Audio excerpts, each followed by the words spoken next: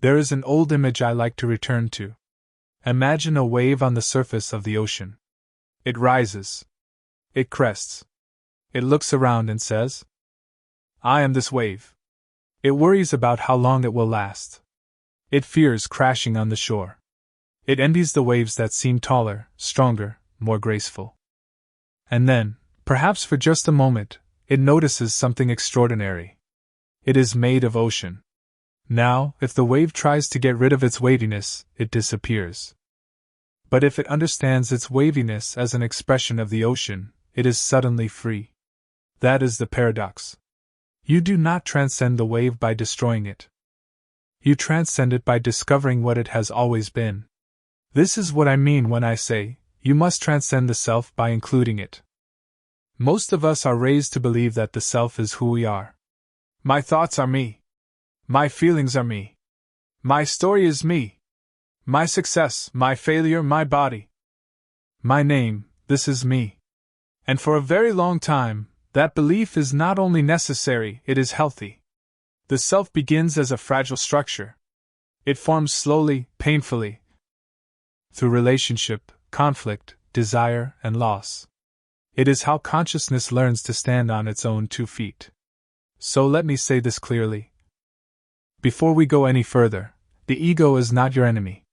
The ego is an achievement. A terrible mistake of modern spirituality is the idea that the ego must be smashed, killed, annihilated, or burned away like a toxin in the bloodstream. That language alone should make us suspicious. Reality does not work that way. Nothing healthy is destroyed in genuine growth. It is included. You do not outgrow childhood by murdering the child. You outgrow it by carrying its vitality forward into adulthood. And yet, at a certain point, the self becomes too small for what you are becoming. It begins to feel tight, constricting, anxious. And that is usually when the spiritual search begins. People come to spirituality because something no longer fits. Success does not satisfy. Control does not deliver peace. Identity feels brittle. Time feels oppressive. Death feels terrifying. And so the self looks for a way out. But here is the crucial mistake.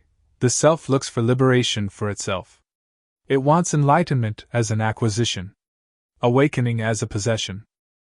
Freedom is a permanent psychological state. The ego wants to survive awakening.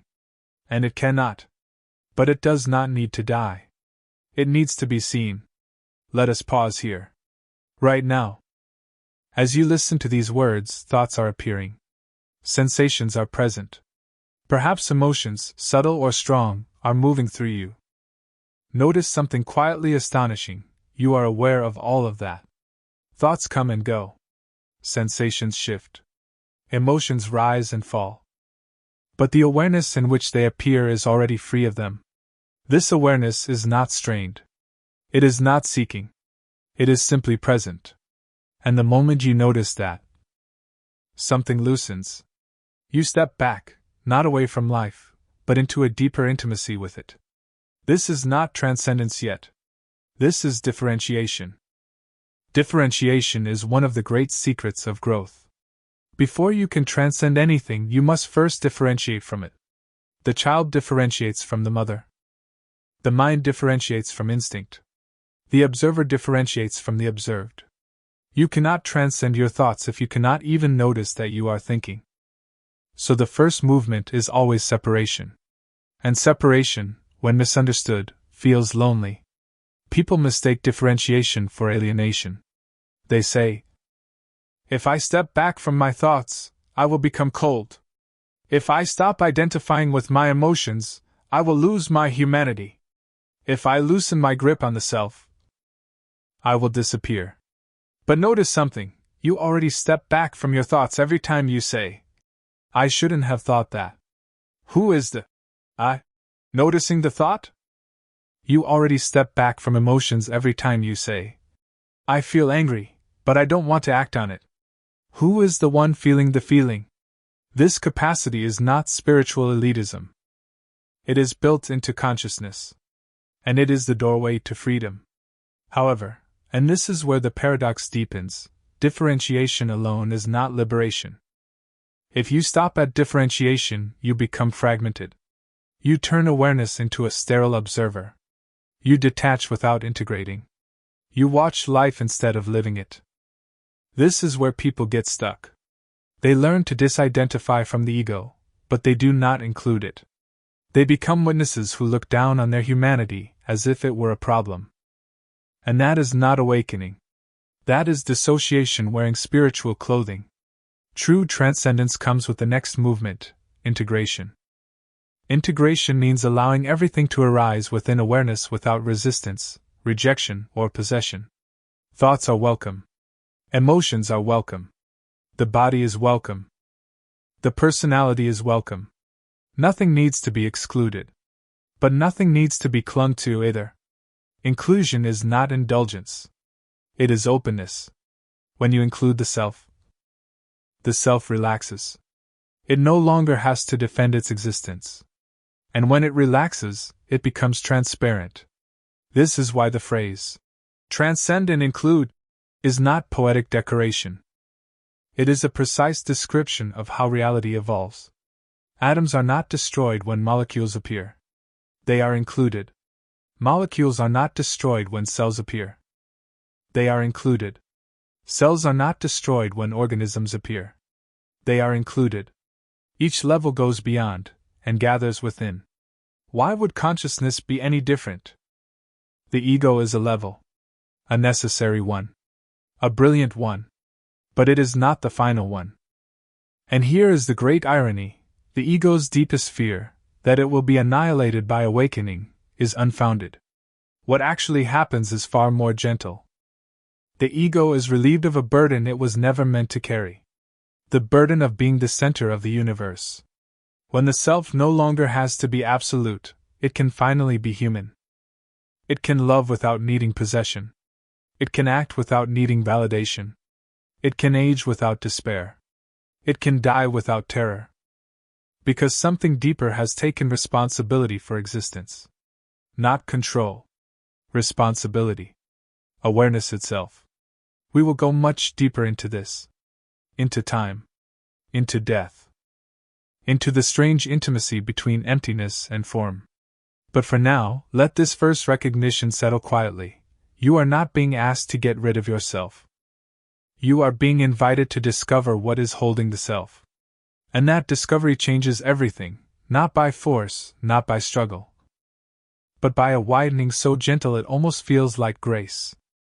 Differentiation is one of the great secrets of growth. Before you can transcend anything, you must first step back from it. The child differentiates from the mother. The adolescent differentiates from the family.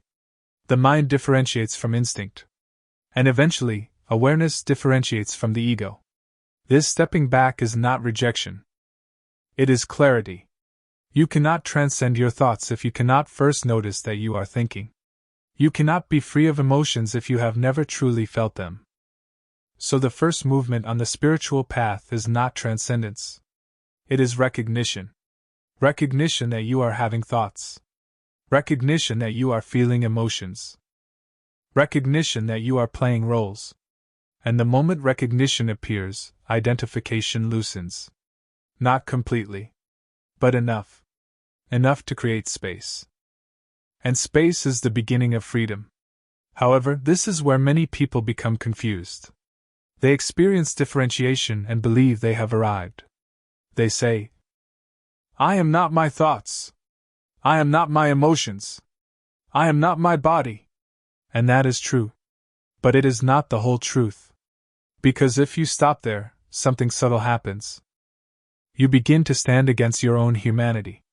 You watch your thoughts with contempt. You judge your emotions as weaknesses. You treat the ego as an intruder. And slowly, quietly, spirituality becomes another strategy of control. A refined one. A polite one. But control nonetheless. This is not liberation. This is fragmentation. When differentiation is not followed by integration, the psyche splits. One part claims purity. Another part carries the mess. And the mess does not disappear. It becomes shadow. Shadow is simply what you refuse to be. It is the anger you deny, the fear you spiritualize, the desire you label unworthy, the grief you rush past in the name of transcendence. And the shadow is patient. It waits. It waits until it can return, through projection, through compulsion, through contradiction. This is why so many spiritual communities collapse. Not because awakening is false, but because inclusion was forgotten. True spirituality does not eliminate the shadow. It illuminates it. And illumination requires compassion. Not indulgence. Not suppression. But gentle, fearless attention. To include the ego means allowing it to be seen. Not obeyed.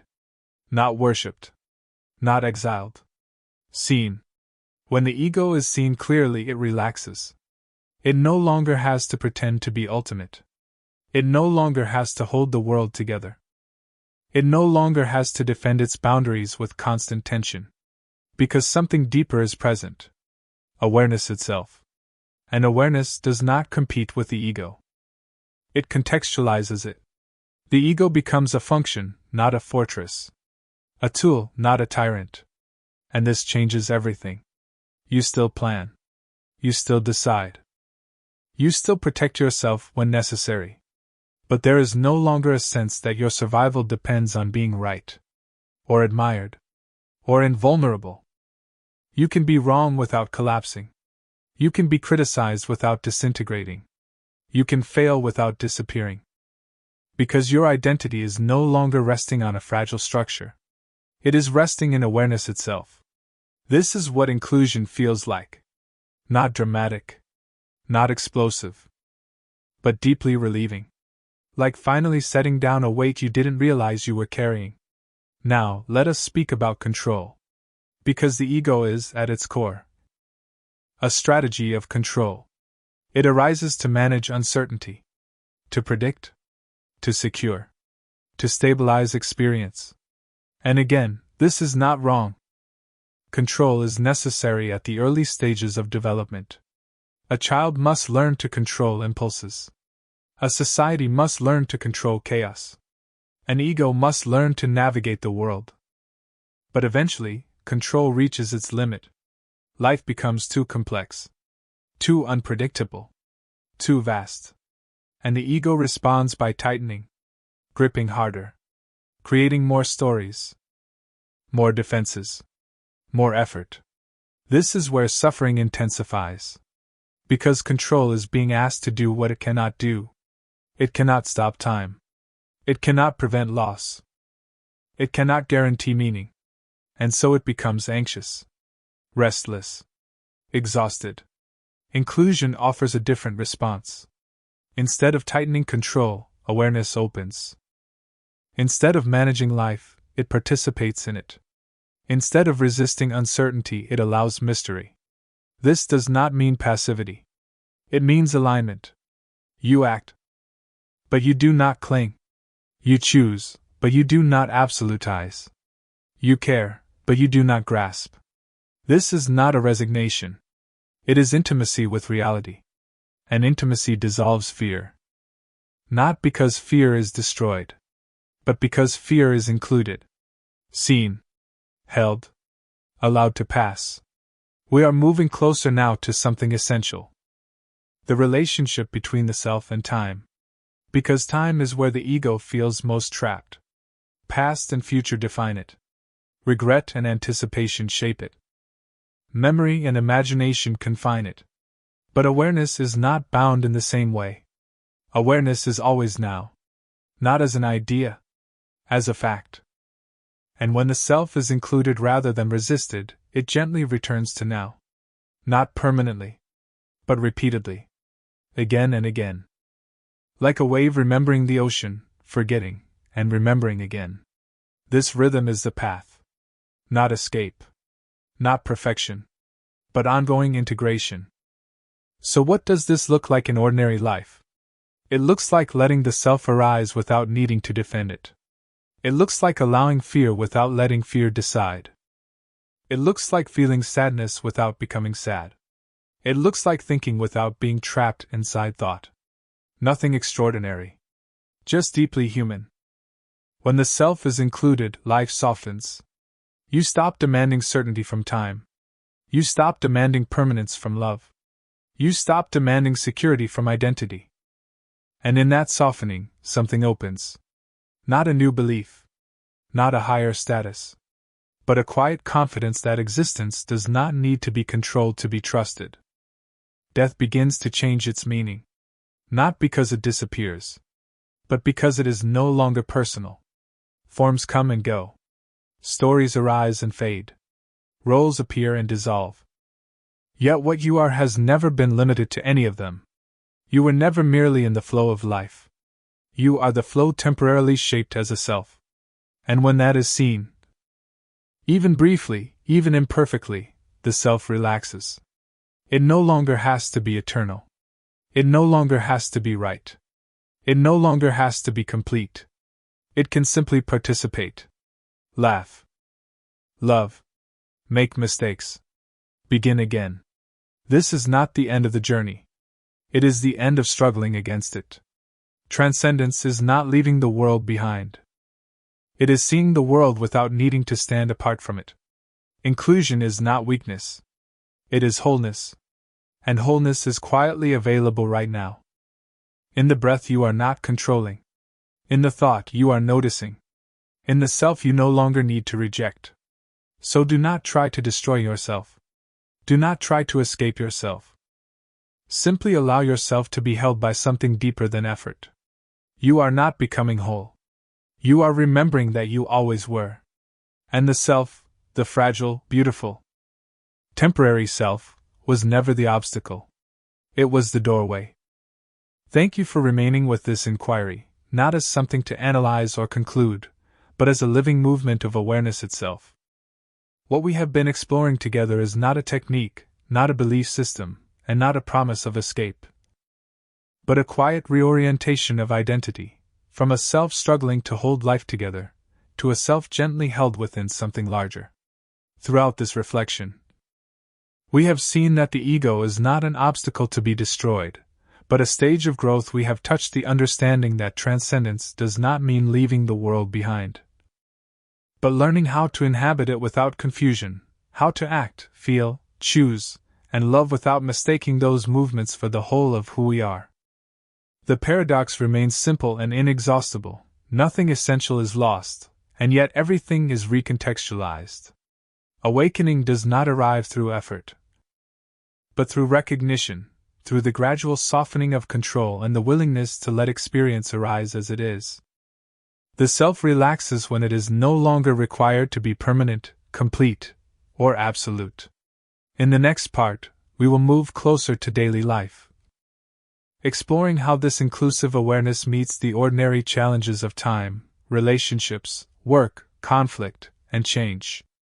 We will look at what it means to live as a human being who knows they are more than a role, more than a story, yet still fully engaged with the world of form. For now, allow yourself to pause without expectation.